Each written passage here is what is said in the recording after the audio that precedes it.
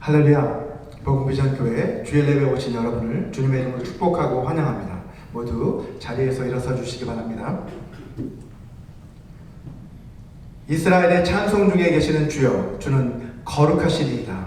우리 이 시간 우리의 찬송 가운데 거하시는 거룩하신 주님의 이름을 다 함께 찬양하기 원합니다. 우리 함께 다 와서 찬양에 함께 찬양하겠습니다.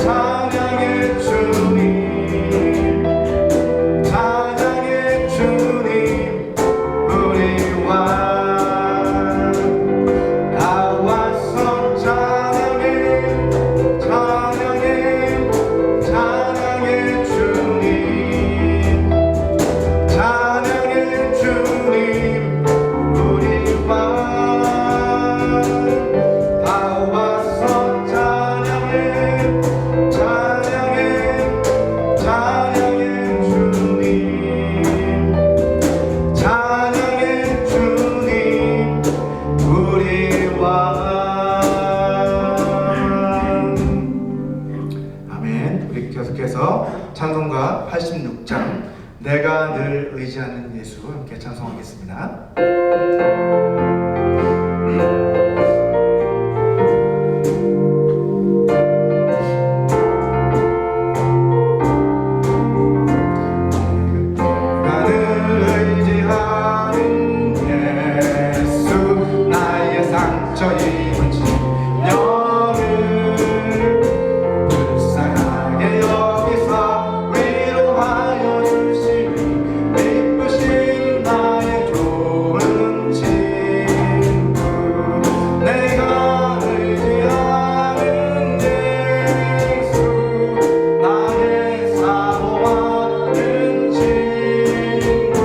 나의 기도를 응답하여 주시니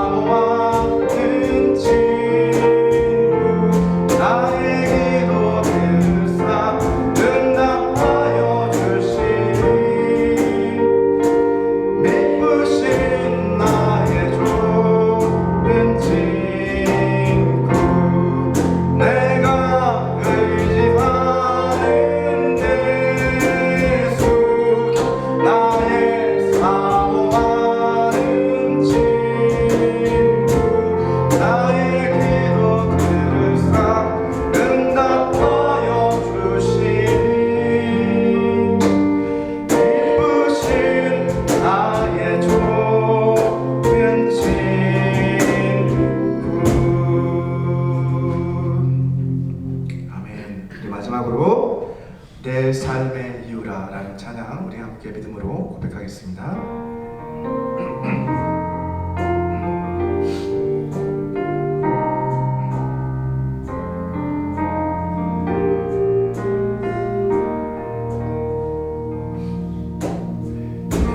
예수는 내 힘이요 나의 기쁨 내 참 소망 그 이름의 생명이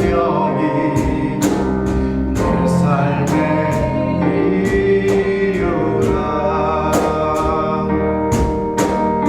오직 주만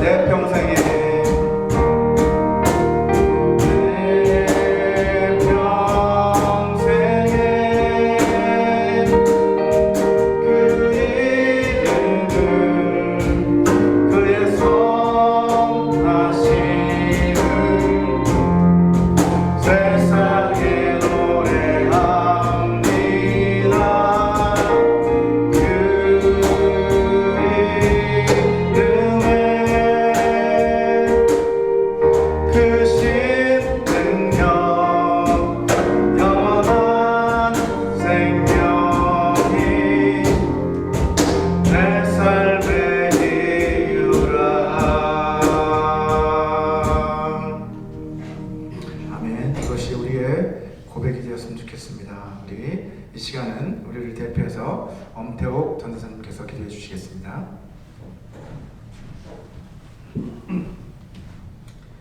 사랑이 많으시고 좋으신 하나님 아버지, 오늘도 저희들 하나님 죄인 중에 죄인 저희들을 주님께서 의롭다 여겨주셔서 하나님 삼아주시고 이 예배를 통해서 하나님 아버지 주님 알기 원합니다. 이 시간 저희들 불러주신 것을 무한한 감사드립니다. 하나님 저희들은 삶 속에서 하나님 산세다 드리지 못하고 또 한 주간을 아버지 보냈던 것들이 너무나 많습니다.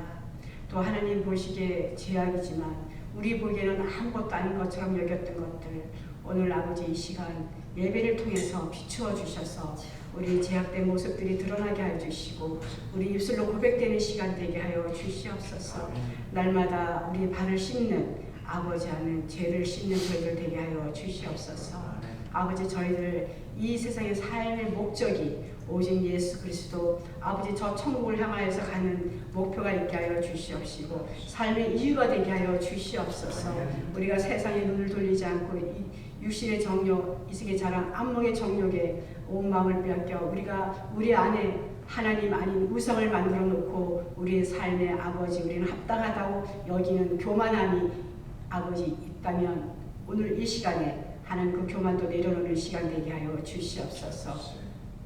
이 땅에 하나님 많은 모습들을 주님 보십니다. 이 마지막 때에 하나님을 모독하고 하나님을 업신여기는 악법들이 통과되는 나라마다 임금들마다 하나님께서는 다 아버지 가증히 여기신다고 하셨습니다. 아버지 하나님이여 이 땅을 고쳐주소서. 소돔과 고모라보다 더한 이 악한 세상이 너무나 난무하고 있습니다. 아버지 저 죄인들을 불쌍히 여겨주시고 하나님 안에서 하나님을 아주 모독하는 영혼들 정말 하나님 아버지 바로 알게 해주시고 그 영혼들을 불쌍히 여겨주셔서 성과 악을 구별할 수 있도록 주님 도와주시고 저들을 향해서 눈물 흘리시고 피눈물을 흘리시며 지금도 기도하시고 중보하시는 하나님 아버지여 하나님 저들의 모든 죄악을 사하여 주시고 깨닫게 하여 주시는 하나님 큰 은혜를 이루어 주시옵소서. 그래야 이 땅에 서로가 다 평화를 누리고 합편케 하여 주시옵소서. 그래 우리 모두가 하나님 나라를 확장해 나가는데 다 동역자가 되게 하여 주시고 아버지 아름다운 하늘의 아버지 것이 이 땅에도 이루어지기를 원합나이다. 아버지 복음 비전기를 사랑하여 주시고 아버지 하나님 인도하여 주시옵소서. 우리 인간의 생각으로 하는 것이 아니고 정말 하나님의 뜻하신 바를 이루게 하여 주시옵시고 우리는 알지 못한 그 비밀들을 하나님 알게 하여 주시고 우리는 부르짖게 하여 주시옵소서. 오직 역사만이 아버지 하나님 선하신만이 이 아버지 복음 비전교회에 임하게 하여 주시옵소서. 오늘도 하나님 말씀을 들고 서시고 선포하시는 아버지 목사님 아버지 하나님께서 기이 여겨주시고 성령의 기름 부음이 넘치게 하여 주시옵시며 아버지 성전 안에 성령의 운행함이 아버지 나타나게 하여 주시고 그 말씀을 통해서 우리의 악한 것들이 드러남으로 말미암아 다 아버지 하나님 사여지기를 원합나이다. 아버지 이 시간 목사님 영육간에 강건함 더해주시고 하나님을 악마하고 갈망하는 그 마음이 더 아버지 더 만배나 더하게 하여 주셔서 정말 영원 살아가는 마음이 갑절 일어나게 하여 주시옵소서. 하나님 아버지 감사하고 오늘 예배가 주님 홀로 영광 받아 주시옵소서. 예수 그리스도의 이름으로 기도드리옵나이다. 아멘.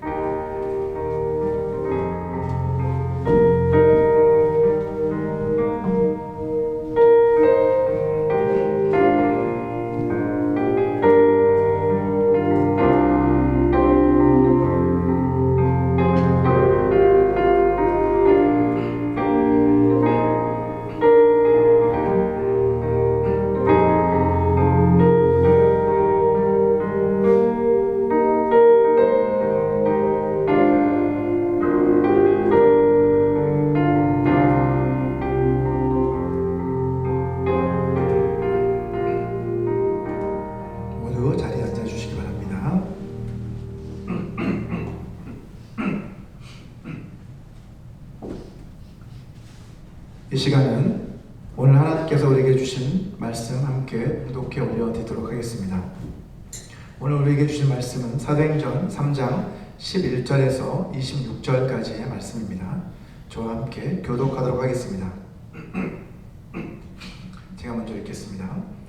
나은 사람이 베드로와 요한을 붙잡으니 모든 백성이 크게 놀라며 달려나아가 솔로몬의 행각이라 불리우는 행각의 모의군을 베드로가 이것을 보고 백성에게 말하되 이스라엘 사람들아 이 일을 왜 놀랍게 여기느냐 우리 개인의 경고와 경건으로 이 사람을 걷게 한 것처럼 왜 우리를 주목하느냐 아브라함과 이삭과 야곱의 하나님 곧 우리 조상의 하나님이 그의 종 예수를 영화롭게 하셨느니라. 너희가 그를 넘겨주고 빌라도가 놓아주기로 결의한 것을 너희가 그 앞에서 거부하였으니 너희가 거룩하고 이로운 일을 거부하고 도리어 살인한 사람을 놓아주기를 구하여 생명의 주를 죽였도다. 그러나 하나님이 죽은 자 가운데서 그를 살리셨으니 우리가 이 일의 증인이라. 그 이름을 믿음으로 그 이름이 너희가 보고 아는 이 사람을 성하게 하였나니 예수로 말미암아 믿음이 너희 모든 사람 앞에서 이같이 완전히 낫게 하였느니라. 형제들아 너희가 알지 못하여서 그리하였으며 너희 관리들도 그리한 줄 아노라. 그러나 하나님이 모든 선지자의 입을 통하여 자기 그리스도께서 고난 받으실 일을 미리 알게 하신 것을 이와 같이 이루셨느니라. 그러므로 너희가 회개하고 돌이켜 너희 죄 없이 함을 받으라. 이같이 하면 새롭게 되는 날이 주 앞으로부터 이를 것이요 또 주께서 너희를 위하여 예정하신 그리스도 곧 예수를 보내시리니. 같이 읽겠습니다. 하나님이 영원 전부터 거룩한 선지자들의 입을 통하여 말씀하신 바 만물을 회복하실 때까지는 하늘이 마땅히 그를 받아두리라. 모세가 말하되 주 하나님이 너희를 위하여 너희 형제 가운데서 나 같은 선지자 하나를 세울 것이니 너희가 무엇이든지 그의 모든 말을 들을 것이다. 누구든지 그 선지자의 말을 듣지 아니하는 자는 백성 중에서 멸망받으리라 하였고 또한 사무엘 때부터 이어 말한 모든 선지자도 이때를 가리켜 말하였느니라. 너희는 선지자들의 자손이요 또 하나님이 너희 조상과 더불어 세우신 언약의 자손이라. 아브라함에게 이르시기를 땅 위의 모든 족속이 너의 씨로 말미암아 복을 받으리라 하셨으니 하나님이 그 종을 세워 복 주시려고 너희에게 먼저 보내사 너희로 하여금 돌이켜 각각 그 악함을 버리게 하셨느니라. 아멘. 지난 시간에는 나면서부터 걷지 못했던 한 사람이 예수 그리스도의 그 이름의 권세와 능력으로 고침받은 그런 놀라운 기적 사건을 함께 살펴보았습니다. 이 기적 사건은 수많은 사람들의 이목을 끌 만큼 아주 놀라운 사건이었습니다. 자, 오늘은 이 기적 사건을 통해서 하나님께서 우리에게 가르쳐 주시고자 하시는 그런 영적 교훈이 무엇인지를 함께 생각해보는 시간을 갖고자 합니다. 자, 먼저 오늘 본문은 우리에게 기적 저 너머에 계신 주님을 주목해야 한다라는 것을 우리에게 가르쳐 주고 있습니다. 넘겨주시기 바랍니다. 본문 11절을 보시면 나은 사람이 베드로와 요한을 붙잡았다라고 그렇게 말하고 있습니다. 여기서 붙잡았다라는 것은 매달렸다라는 그런 의미를 본래 가지고 있습니다. 그들에게 매달렸다. 즉, 이 안에는 자신을 고쳐준 그 두 사도에 대한 친밀감으로 인해서 그리고 감사함으로 인해서 그에게 매달린 것도 있을 것이고 동시에 이 사람들을 붙잡아서 사람들에게 자랑하고 싶은 그러한 마음으로 붙잡았다라고 볼 수 있겠죠. 자, 그리고 이 모습을 보고 이 고침받은 사람이 두 사도를 붙잡고 있는 그 모습을 보고 사람들이 모두 크게 놀라서 이제 솔로몬의 행각이 있는 그곳으로 이제 다 모여들기 시작합니다. 자, 만약 이 기적 사건이 수많은 사람들이 매일 오고 가는 오늘날 서울의 도심 한복판에서 만약 이 일이 일어났다면, 이러한 기적이 일어났다면 어떻게 될까요, 여러분?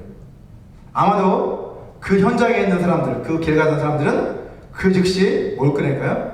스마트폰을 꺼내겠죠. 그리고 스마트폰을 꺼내서 바로 아마 유튜브나 소셜미디어를 이용해서 생중계를 할 것입니다. 그래서 결국 전국의 수많은 사람들이 아마 그 기적의 현장에서 일어나고 있는 그것을 실시간으로 보게 될 것입니다. 자, 그리고 그 영상을 보고 어떤 반응을 보이겠어요? 사람들은 다 놀라워하면서 막 댓글을 달겠죠. 그리고 막 좋아요를 막 누를 겁니다. 그래서 결국 그 영상은 어떻게 돼요? 엄청난 조회수가 기록이 되겠죠. 그러면서 이 기적을 행한 사람, 그리고 그 영상도 그렇고 그 기적을 행한 사람, 그리고 그 기적을 통해 병 고침을 받은 사람까지도 덩달아서 어떻게 돼? 아마도 스타덤에 오르게 될 것입니다. 사람들이 와, 저게 누구냐? 도대체 저 능력을 행한 사람이 누구냐? 라고 하면 그런 반응을 보일 것입니다. 여러분, 마케팅적인 관점에서 보면 요즘 같은 이 시대에 하나님께서 오늘 이 본문의 기적과 같은 그 사건들이 더 많이 일어나게 해주신다면, 마케팅적 관점에서 본다면 아마도 복음 전파에서 아주 효과적일 것이다, 이런 판단을 낼 수 있습니다. 하지만 하나님의 역사는 마케팅의 전략이 아니라 하나님의 전략에 의해서 일어나는 것을 말씀하고 있죠. 실제로 요즘 많은 사람들이 이 유튜브 채널을 통해서 치유 사역을 하고 또 기도 사역을 하는 그런 모습을 많이 볼 수 있습니다. 물론 그 중에는 성경적으로 사역하시는 분들도 계시겠지만, 어떤 경우는 사람들의 관심과 흥미를 끌어서 그것을 이용해 자기의 수익을 올리기 위한 그런 수단으로 삼는 경우도 있을 거고, 또 심지어는 거짓된 가르침과 비성경적인 그러한 기사와 표적을 행함으로 인해서 사람들을 미혹하는 경우도 상당히 많습니다. 그래서 우리는 항상 주의하고 분별해야만 합니다. 자, 예수님께서는 이것을 미리 아시고 마지막 때가 되면 많은 거짓 선자들이 일어나 큰 표적과 기사를 보여 할 수만 있으면 택하신 자들까지도 미혹할 것이다, 그러니 주의하라 라고 분명하게 우리에게 경고하셨습니다. 마태복음 24장 24절 말씀입니다. 거짓 그리스도들과 거짓 선자들이 일어나 큰 표적과 기사를 보여 할 수만 있으면 택하신 자들도 미혹하리라. 이게 주님의 경고의 말씀이라는 거죠. 마지막 때가 가까운 이 시대에 우리는 실제로 이러한 사건들이 일어나는 것을 보게 됩니다. 자, 오늘 본문의 사건은 신실한 하나님의 종들과 거짓 선지자들을 우리가 어떻게 구분해야 하는지를 우리에게 잘 가르쳐주고 있습니다. 본문 12절 말씀을 우리 다 같이 한번 읽어보겠습니다. 시작. 베드로가 이것을 보고 백성에게 말하되, 이스라엘 사람들아, 이 일을 왜 놀랍게 여기느냐? 우리 개인의 권능과 경건으로 이 사람을 걷게 한 것처럼 왜 우리를 주목하느냐? 자, 베드로는 사람들에게 주목받는 것을 원치 않았어요. 그는 자신을 보려고, 사도들을 보려고 몰려온 그 사람들 향해서 너희가 이 일을 왜 놀랍게 여기느냐? 왜 우리를 주목하느냐? 라고 그렇게 말하면서 이 기적은 자신들이 아니라 자신들의 경건에서, 자신들의 능력이 많아서 일어난 기적 사건이 아니라 하나님께서 하신 것이라는 것을 분명하게 말하고 있습니다. 이것이 바로 거짓 선지자들과 참된 하나님의 종을 구별하는 기준이라는 거예요. 거짓 선지자들은 자신을 내세웁니다. 사람들을 자신을 주목하게 만듭니다. 하지만 하나님의 종들은 그렇지 않다라는 것이죠. 오늘 본문 13절 전반절을 한번 보시면 베드로는 뭐라고 합니까? 그들이 주목해야 할 분이 누구시라고 말씀합니까? 아브라함과 이삭과 야곱의 하나님, 곧 우리 조상의 하나님이 그의 종 예수를 영화롭게 하셨느니라 라고 말합니다. 그들이 주목해야 할 분은 바로 그들의 조상의 하나님, 그분이 보내신 종, 곧 예수 그리스도이시다라는 것을 그들에게 말하고 있는 거예요. 자, 이것이 바로 하나님의 사람이 가져야 할 태도라는 거죠. 하나님의 일을 우리가 감당할 때 그 스포트라이트를 받아야 할 주인공은 우리 자신이 아니라 누구다? 바로 주님이시다라는 것을 우리는 항상 명심해야만 합니다. 자, 기적을 체험한 그 당사자, 그리고 그 기적의 현장을 목격한 사람들 역시도 어떤 태도를 가져야 된다는 거예요? 그 사람이나 기적 자체에 주목을 할 것이 아니라 무엇을? 그 기적 너머에 계신 주님을 주목해야 한다는 것을 오늘 본문은 우리에게 가르쳐주고 있습니다. 자, 두 번째로, 기적은 복음 전파를 위한 수단에 불과하다는 것을 오늘 본문은 우리에게 분명하게 가르쳐주고 있습니다. 기적 그 자체가 목적이 아니라는 것이죠. 복음 전파를 위한 수단과 도구일 뿐이라는 거예요. 사도행전 2장과 3장을 우리가 주의 깊게 읽어보시면, 자, 이 두 장이 서로 비슷한 패턴을 보여주고 있는 것을 알 수 있습니다. 자, 이미 우리가 살펴보았던 것처럼 사도행전 2장에서는 어떤 사건이 있었어요? 오순절 성령 강림 사건이 일어나죠. 자, 그 사건이 일어나자 이것을 보고 사람들이, 도처에서 찾아온 사람들이 놀라워합니다. 그리고 그 사람들에게 베드로가 그 자리에서 복음을 전합니다. 그리고 그 결과 3,000명이나 되는 사람들이 예수님을 믿게 되죠. 자, 마찬가지로 사도행전 오늘 본문 3장을 보시면 날 때부터 걷지 못하던 이 거린이 병고침을 받는 기적사건이 일어나자 이것을 보고 사람들이 놀라서 그들을 찾아옵니다. 몰려듭니다. 그러니까 베드로가 여기서도 복음을 선포하죠. 그 결과 4장에 보니까 5,000명이 넘는 사람들이 예수님을 믿게 되었다라고 기록하고 있습니다. 네, 동일한 패턴을 보이고 있다는 거죠. 자, 그런데 사실 이 패턴은 이 2장과 3장뿐만이 아니라 사도행전 전체에 걸쳐서 계속해서 반복적으로 나타나고 있는 패턴이라는 거예요. 더 나아가서 오늘날의 이 사역의 현장에서도 이러한 패턴은 계속해서 이어지고 있다는 거예요. 우리 복음 비전 가운데도 이러한 하나님께서 놀라운 기적들을 베풀어 주심으로 인해서 수많은 사람들이 주님께로 돌아오는 그러한 놀라운 역사가 일어나기를 소망합니다. 자, 기적과 표적, 이 기적과 기사와 표적 이러한 것들은 우리가 복음을 선포할 수 있도록 하나님께서 우리에게 베풀어 주시는 효과적인 수단일 뿐이지 그 자체가 목적이 아니라는 것을 우리는 명심해야만 합니다. 자, 베드로가 그랬던 것처럼 하나님께서 우리 가운데 놀라운 기적을 우리 가운데 베풀어 주실 때 우리는 어떻게 해야 되는 거예요? 아, 기적을 베풀어 주셨다는 것은 이 기적 사건을 통해서 하나님의 복음이 선포되기를 원하시는구나 라는 것을 깨닫고 복음 전파의 기회로 삼아야 한다는 것이죠. 자, 마지막으로 예수 이름의 능력이 믿음을 통해서 역사할 때 기적이 일어난다는 것을 오늘 본문은 우리에게 가르쳐주고 있습니다.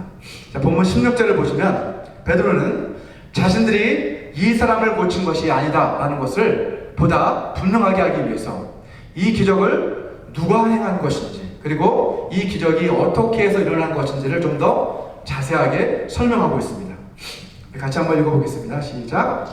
그 이름을 믿음으로 그 이름이 너희가 보고 아는 이 사람을 성하게 하였나니 예수로 말미암아 난 믿음이 너희 모든 사람 앞에서 이같이 완전히 낫게 하였느니라 라고 말씀하고 있습니다. 자, 먼저 앞부분을 먼저 보시면 그 이름을 믿음으로 그 이름이 너희가 보고 아는 이 사람을 성하게 했다라고 말합니다. 주어가 뭐예요? 그 이름이 성하게 했다라고 말했죠. 그죠? 앞에서는. 자, 그런데 뒷부분을 다 넘겨주시면 뒷부분을 보면 예수로 말미암아 난 믿음이 너희 모든 사람 앞에서 이같이 완전히 낫게 했다라고 말하고 있습니다. 주어가 뭐예요?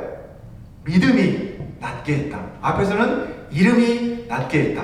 그리고 뒤에서는 뭐예요? 믿음이 낫게 했다. 이렇게 반복적으로 이야기를 하고 있는 것을 볼 수 있습니다. 아, 그럼 뭐가 도대체 이름이 낫게 했다는 거야? 아니면 믿음이 낫게 했다는 거야? 헷갈릴 수가 있지만 사실은 헷갈리라고 말씀하는 게 아니죠. 보다 명확하게 말하려고 이렇게 반복해서 표현을 한 것입니다. 자, 우리가 자세히 살펴보게 되면 다시 앞으로 보면 자, 앞에서 이름이 앞에서도 언급되고 있는 것을 확인했어요. 그 이름을 믿음으로, 그죠? 이름과 믿음이 함께 나타나는 것을 분명하게 확인할 수가 있습니다. 그렇죠? 예수님이 언급된다는 거죠. 이름은 뭡니까, 여러분? 히브리인들에게 있어서 이름은 그 사람을 나타내는 거죠. 그 사람의 인격과 그 사람 자신을 대표하는 거예요. 그렇기 때문에 그 이름이 너희를 낫게 했다라는 것은 결국 누가 낫게 했다는 거예요? 예수님이 너희를 낫게 했다라는 이런 의미예요. 예. 믿음을 통해서 그렇게 이야기를 했어요. 그리고 뒤에 보면 또 뭐라고 얘기합니까?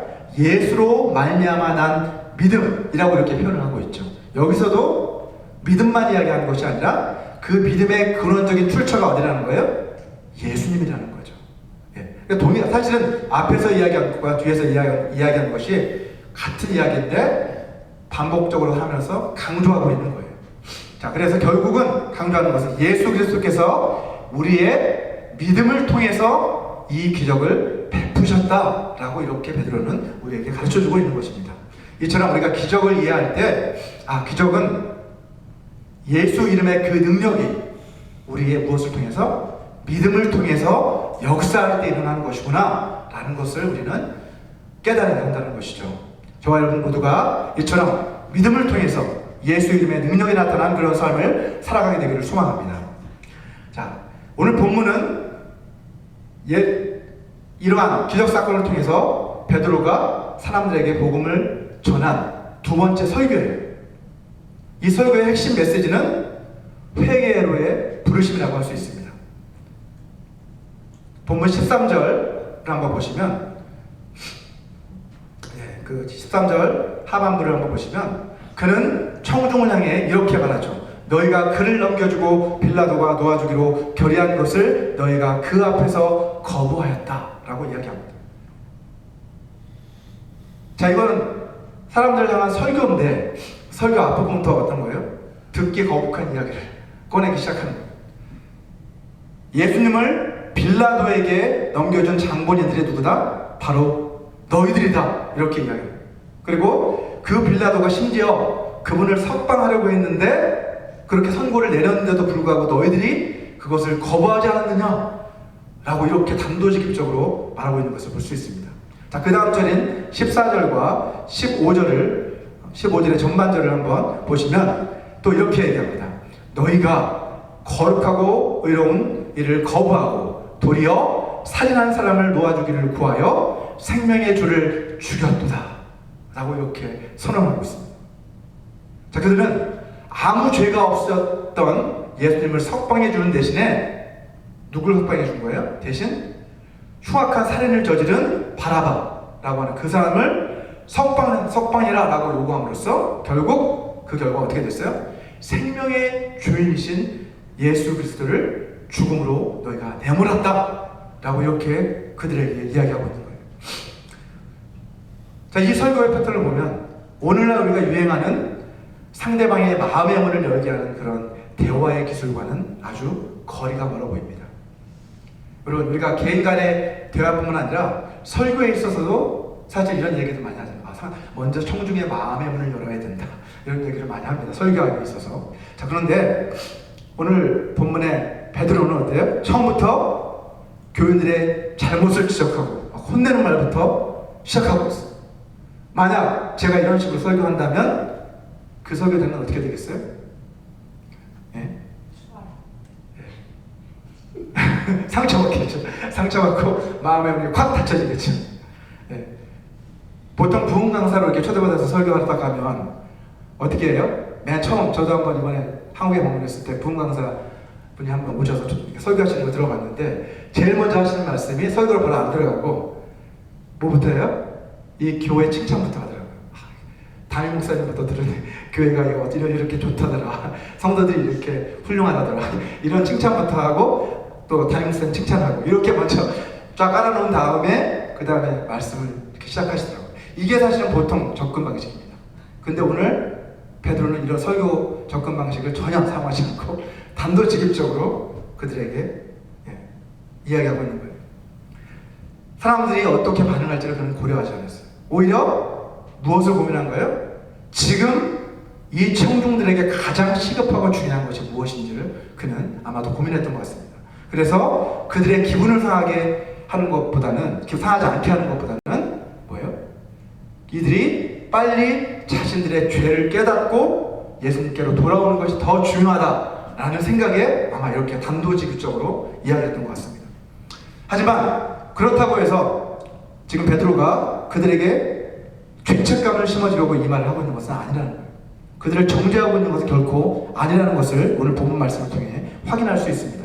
15절 후반절을 한번 보면 그는 곧바로 이렇게 얘기하죠. 그러나 너희가 이렇게 했지 않았느냐 하고 그러나 라고 이렇게 합니다. 그러나 뭐라고 얘기해요? 하나님이 죽은 자 가운데서 그를 살리셨다.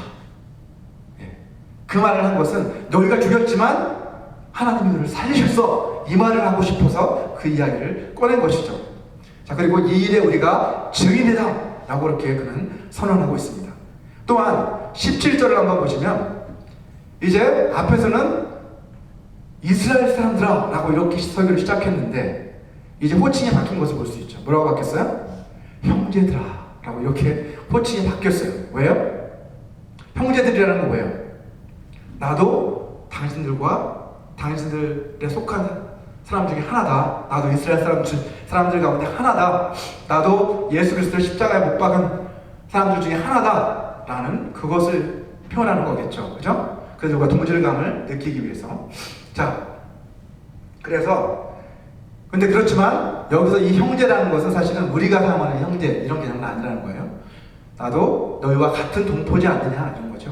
자, 뿐만 아니라 베드로는 또 이렇게 18절을 보면 이 모든 일이 그냥 일어난 것이 아니라 하나님이 영원전에 계획하셔서 미리 계획하셔서 약속하셨던 그 구원 계획의 성취다라고 그는 선포하고 있습니다. 그러나 하나님이 모든 선지자의 입을 통하여 자기의 그리스도께서 고난받으실 일을 미리 알게 하신 것을 이와 같이 이루셨느니라.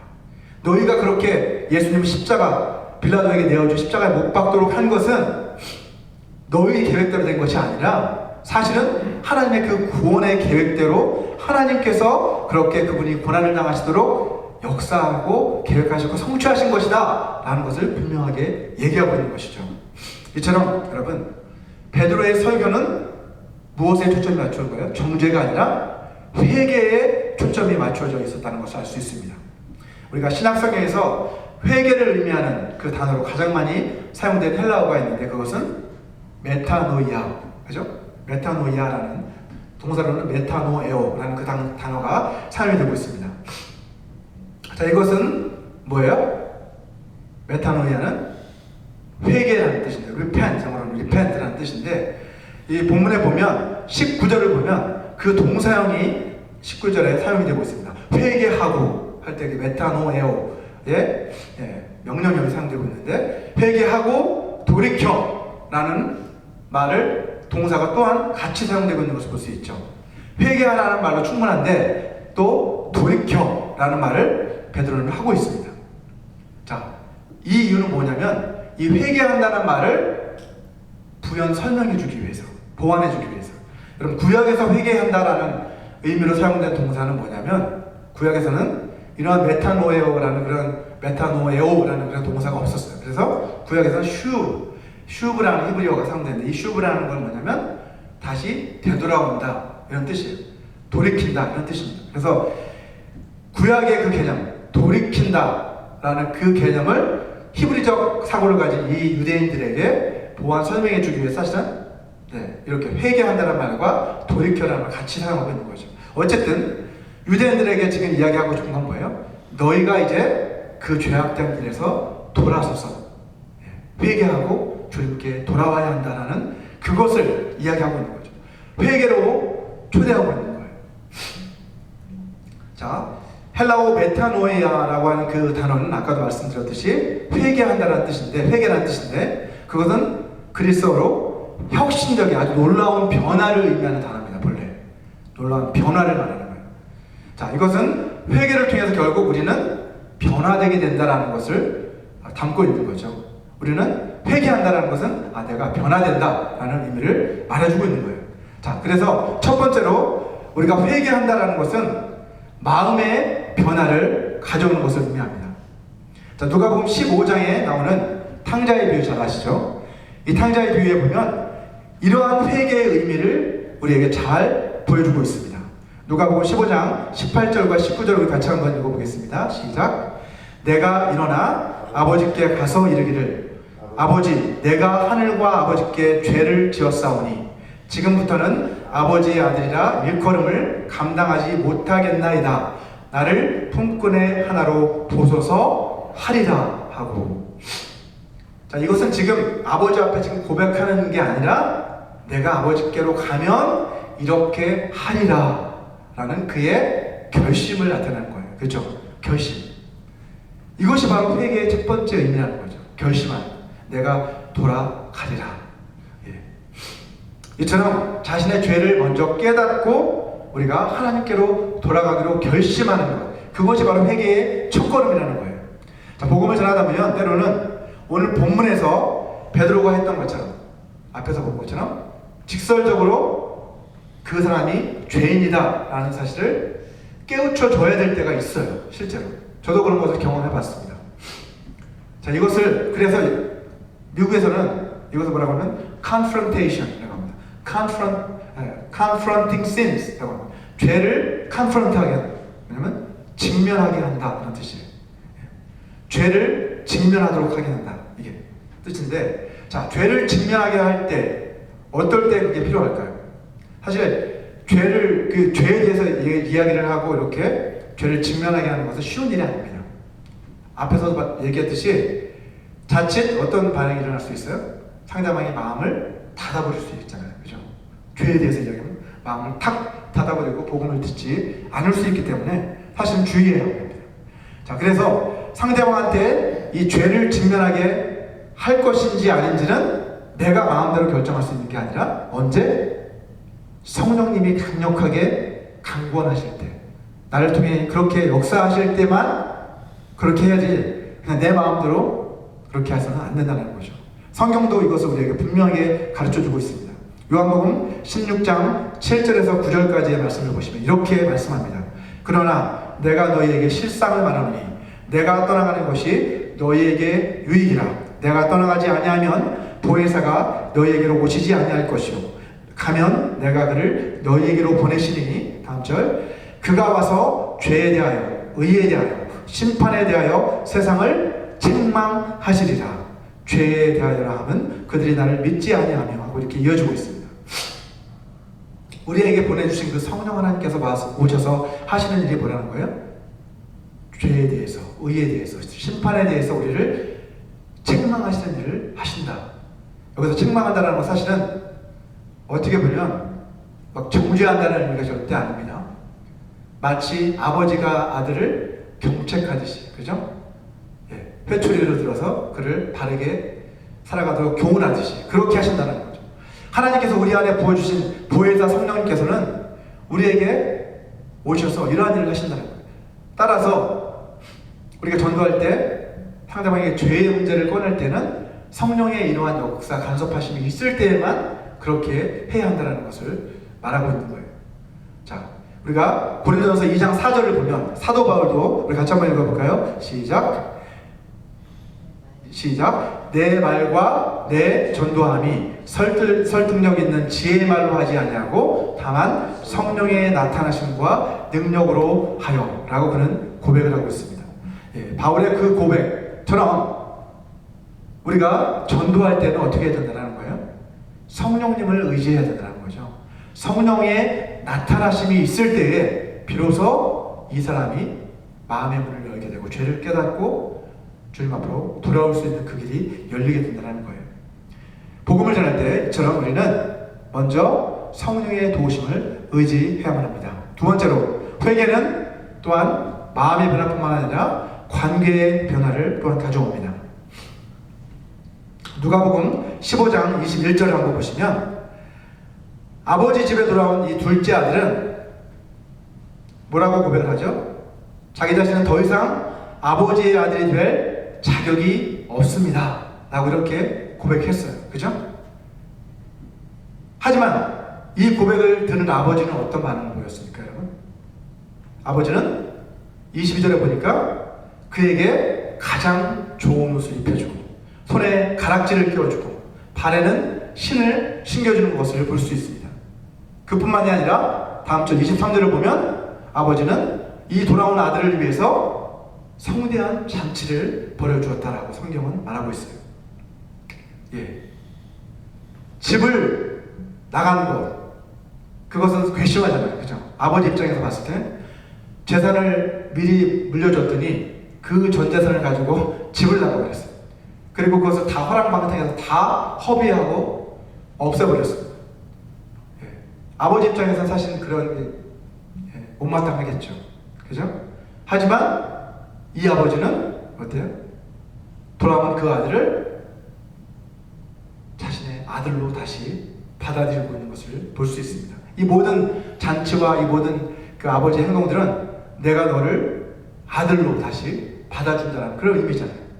이처럼 회개는 죄로 인해서 우리는 하나님으로부터 멀어져 있습니다. 우리가 떠난 거죠, 사실. 그 하나님과 죄로 인해 단절되어 있던 그 관계가 이제 회개로 말미암아 우리는 다시 회복되게 되었다는 것을 우리에게 가르쳐주고 있다는 것이죠.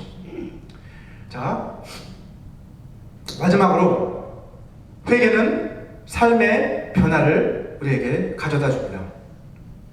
우리 본문 19절 쭉 넘겨서 19절을 한번 보시면 베드로는 회개하고 돌아와 죄사함을 받으라 라고 그들에게 초청하고 있는 것을 볼 수 있습니다.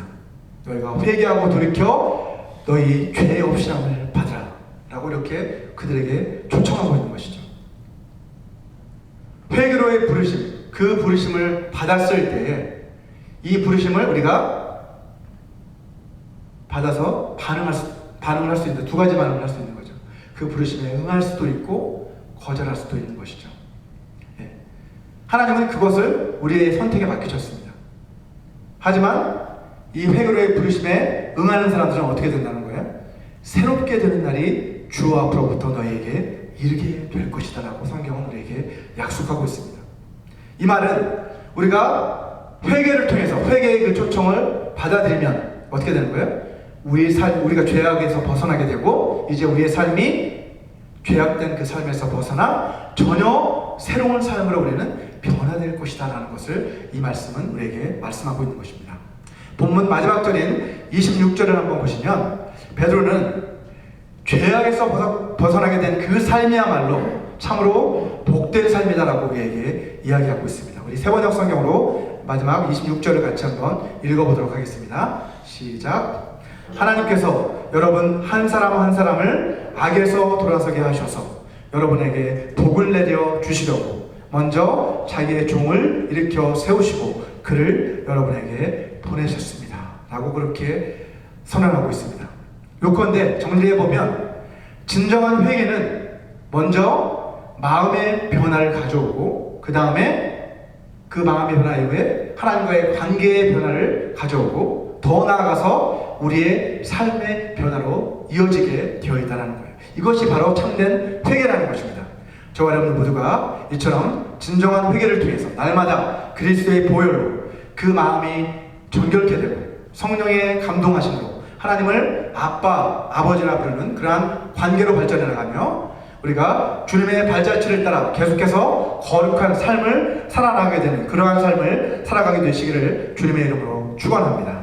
우리 이 시간 오늘 이 말씀을 기억하시면서 우리 다 같이 기도하는 시간을 갖기 원합니다. 우리 기도하실 때 먼저 나를 드러내는 그런 삶이 아니라 하나님을 드러내는 삶을 살 수 있게 도와달라고 기도했으면 좋겠습니다. 우리 삶 속에서 믿음을 통해서 예수 이름의 그 능력이 나타나는 기적을 날마다 체험하게 해달라고 같이 기도했으면 좋겠습니다. 그리고 진정한 회개를 통해서 우리의 마음이 변화되고 또 관계가 변화되고 삶이 변화되는 그런 일이 우리 가운데서 일어나게 해달라고 우리 다 같이 통성으로 기도하겠습니다. 거룩하신 아버지 하나님 감사합니다. 하나님 오늘 말씀을 통해서 하나님 앞에 우리에게 기적을 베풀어 주신 그 하나님의 역사를 경험할 때 우리가 어떤 반응을 보여야 되는지 가르쳐 주시니 감사합니다. 우리가 기적을 구하되 아버지 그 기적이 나를 위한 기적이 아니라 그 기적을 통해서 하나님이 드러나고 또 하나님의 복음이 선포되기를 원하시는 하나님의 아버지 하나님 통로임을 깨닫게 도와 주시옵소서. 아버지 하나님 기적을 통해서 우리를 고쳐주시고 기적을 통해서 우리를 변화시켜 주시는 하나님 아버지 하나님 우리의 삶 가운데 기적이 일어나기 소원합니다. 우리 교회 가운데 기적이 일어나기 소원합니다. 하지만 아버지 그 기적을 통해서 우리 자신을 아버지 주목하게 하고 또 우리 자신이 드러나는 일이 아니라 오직 하나님만이 영광 받으시는 기적이 될 수 있도록 저 축복하여 주시옵소서. 아버지 저희들 아버지 하나님 우리 가운데 회개의 역사를 또 회개로 우리를 부르시는 하나님 감사합니다. 아버지 우리가 죄악을 깨닫고 다시 우리의 마음이 변화되게 하시니 감사합니다. 하나님 날마다 우리가 회개함으로 말미암아 아버지 하나님 우리의 마음이 정결해지고 아버지 웃을 줄로 우리를 깨끗하게 해주시고 예수의 피로 우리를 정결하게 씻어 주시옵소서. 아버지 우리 정한 마음으로 주님께 나아갈 수 있게 하여 주셔서 아버지 주님과 아버지 친밀한 교제를 나눌 수 있도록 주님과의 관계가 회복되어져 갈 수 있도록 예수여 도와주시고 또 회개를 통해서 날마다 우리가 하나님과 아버지 회개의 열매를 맺을 수 있도록 회개에 합당한 열매를 우리 삶 가운데 맺어갈 수 있도록 저희를 도와 주시옵소서. 아버지 하나님 주님께서 함께 해주셔서 아버지 우리의 삶이 이처럼 주님이 기뻐하시는 삶으로 변화될 수 있게 하여 주시옵소서. 거룩하신 아버지 하나님 우리에게 성령을 보내주셔서 죄를 깨닫게 해주시고 또 회개를 통해 죄사함의 은혜를 누리게 해주시니 감사합니다. 우리의 삶 가운데 믿음을 통해서 예수 이름의 능력이 나타나는 기적들을 경험할 수 있게 도와 주시옵소서. 성령으로 충만하게 해주셔서 우리의 심령이 새로워지며 날마다 주님의 형상을 닮은 거룩한 존재로 변화되어져 가는 그러한 삶을 살아갈 수 있도록 주여 도와 주시옵소서. 우리에게 구원의 은혜를 베풀어 주시고 우리 삶의 모든 필요를 채워주시는 주님의 그 은혜에 감사해서 이 시간 이 물질을 주님 앞에 올려드립니다. 주여 기뻐 받아 주시옵소서. 주님 나라 영광을 위해 사용하여 주시옵소서. 예수님의 이름으로 기도합니다. 아멘. 우리 이 시간 다 같이 자리에서 일어서 주시기 바랍니다. 우리 마지막 결단의 찬양 다시 복음으로 함께 부르시고 축도로서 예배를 마치도록 하겠습니다.